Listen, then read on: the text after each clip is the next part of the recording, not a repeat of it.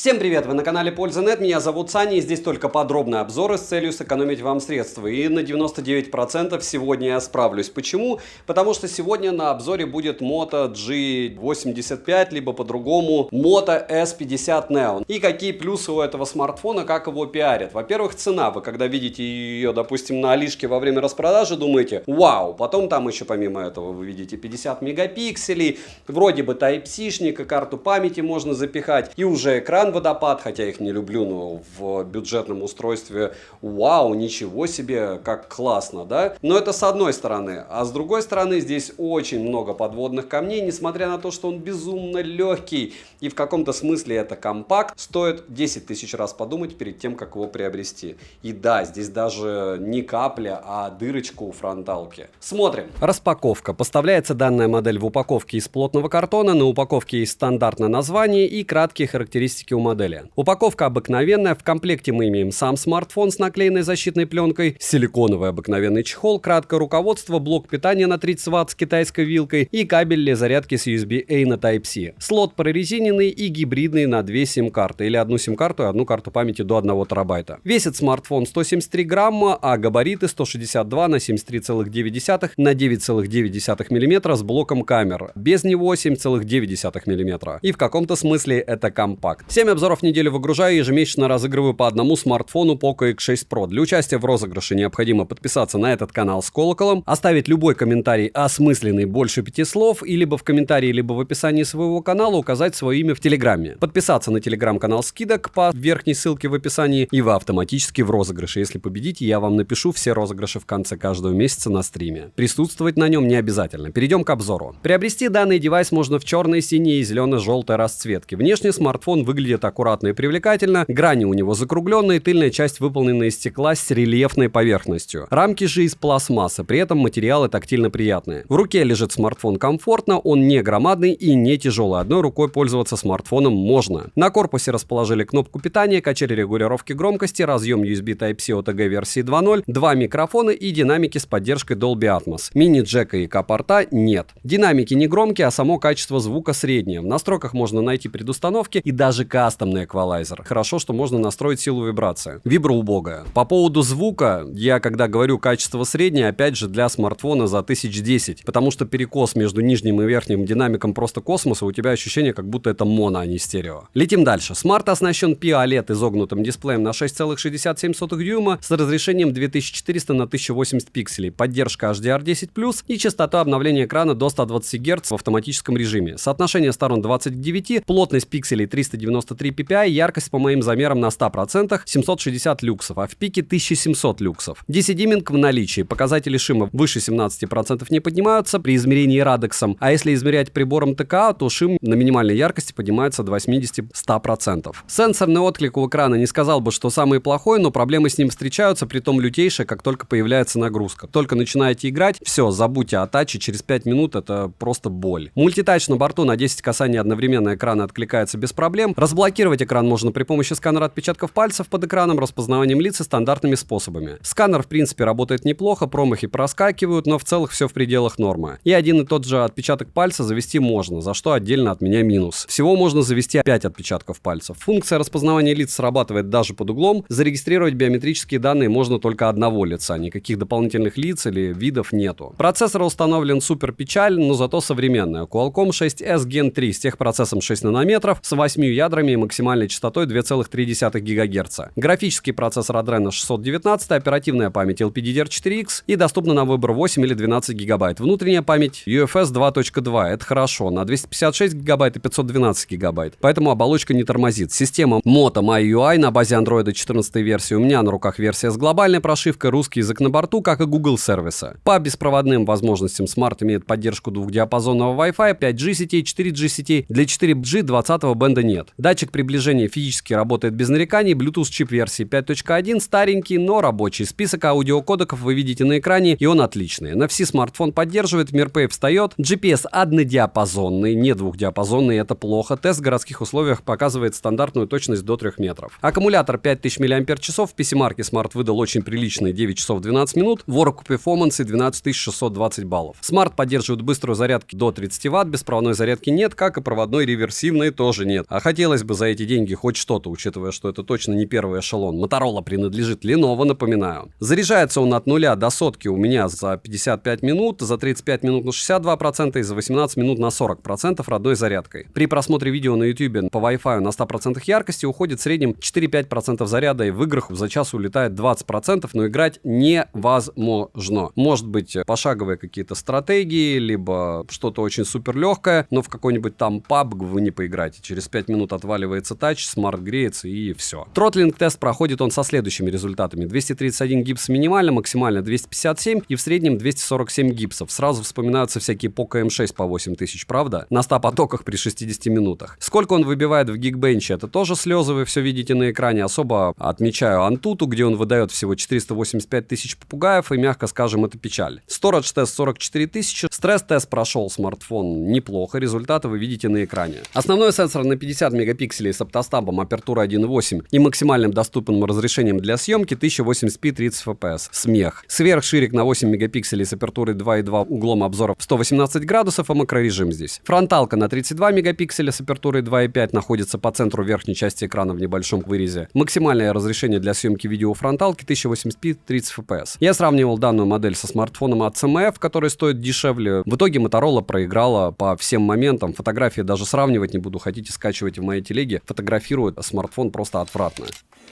Так, вот это вот определенного рода форменное издевательство я буду проводить недолго. То есть это сравнение такое минимальное. Просто прикол в том, что CMF для меня оказался дешевле на 2000, чем Motorola.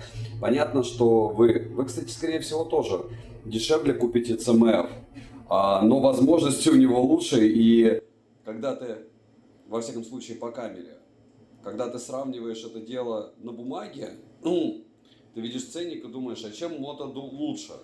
И вот я до сих пор не понял, чем Motorola лучше в плане съемки. Хотя и то, и другое печально, здесь 4К, и хотя бы хоть что-то выбирать можно. У Motorola просто 1080p на основу.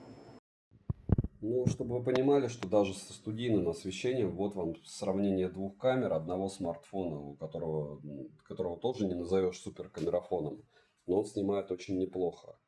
И Moto, который снимает на уровне... Хотя, опять же, видели, что произошло с динамическим диапазоном у CMF. Но сравнивать подобные устройства вообще смысла практически никакого нет, с одной стороны. С другой стороны, может, вам и правда будет достаточно картинки на Motorola, и вы камеру планируете использовать только для того, чтобы счетчики фотографировать. Но для видео использовать Moto я бы не стал. То же самое касается фронталки. Ну, обоих устройств не супер все волшебно. Но чтобы вы понимали, допустим, вот в помещении уже получше будет. Получше. Но сказать, что топовая картинка, вы в начале ролика видели, как это должно выглядеть, по идее, на камеру. И вот так сможете себя снимать в помещении. Без, кстати, хотя здесь освещение включено, но оно получается недостаточное, мягко скажем. И да, у Motorola есть ультраширик, но учитывая качество этого ультраширика, давайте будем честны. Ну, то есть он прям совсем мракобесно печальный. Тем более ночью. Что он есть, что нет. Вот такая запись в клубе, никакая. Парам-пам-пам. Так, видео на основной модуль. Плавно стараюсь вести с двух рук. И вот так сможете снимать. Динамический диапазон, конечно, даже на основной модуль просто печаль. На ультраширик.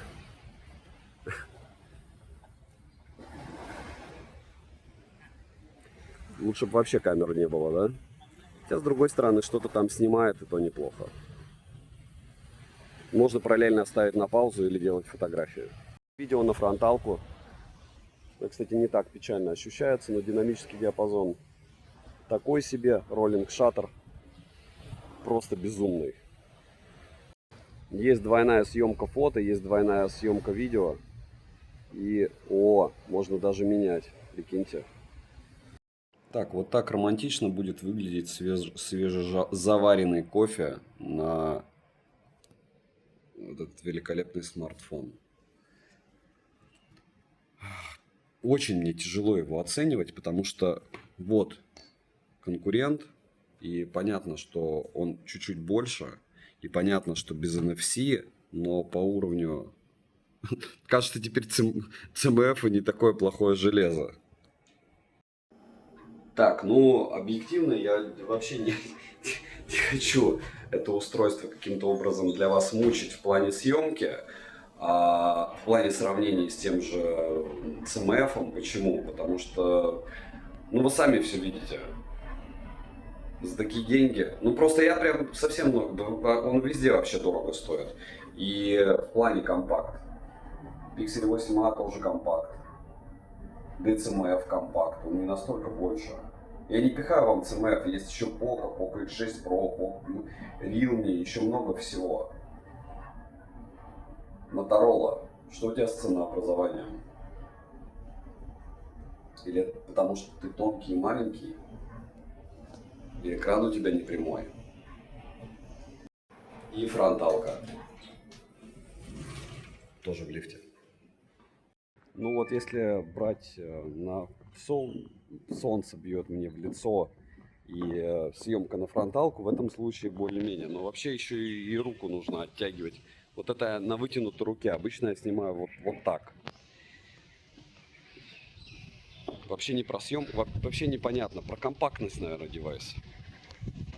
Надеюсь, что мобила не погибнет. Почему? Потому что она вся в воде и вот так спасаются от дождя.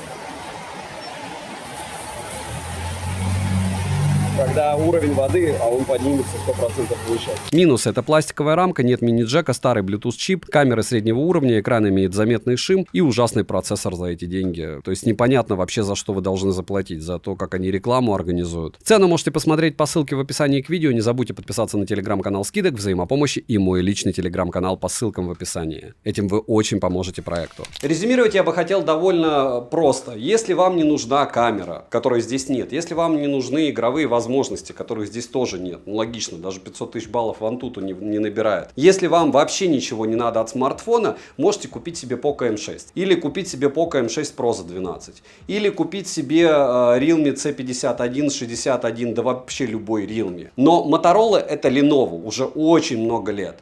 И я понимаю, когда люди покупают их флагманы, там топ за свои деньги по железу. Здесь анти-топ за свои деньги по железу. Я купил его вообще за 21. Если я когда говорю там CMF, приличные фото, видео получаются. Если я говорю с Poco можно то же самое что-то вытянуть. С Realme можно вытянуть по съемке. Если я говорю, что 800 тысяч баллов Antutu у того же Poco X6, который стоит также иногда дешевле, или Poco X6 Pro, там есть за что зацепиться. Здесь можно зацепиться только за граммы. И все. Если у вас какой-то другой взгляд, можете мне написать. Если вы напишите мне, что там вот на Амазоне они продаются, посмотрите, за какие деньги и каким образом их продают. Спойлер: через планы сотовой связи. В общем, это обычная супер-ультра бюджетная звонилка за какие-то непонятные деньги. Мне очень нравится ее тыльная часть, нравится дизайн, нравится то, что он легкий, и какой-то бредовый ценник с бредовым процессором за эти деньги в 2024 году мной воспринимается как стёб. Когда мы гнобим вот это вот устройство за меньшие средства, или Poco X6 за его датчик приближения, а потом берем в руки вот это дело, серьезно. Поэтому от меня девайсу однозначно и нет. Подписывайтесь на канал с колоколом. Надеюсь, кому-то было интересно и полезно. Пишите комментарии, помогайте в это нелегкое время погибшего YouTube для России. Надеюсь, что вы смотрите через что-нибудь там, что позволяет вам смотреть без тормозов. Добра и удачи вам, дорогие друзья!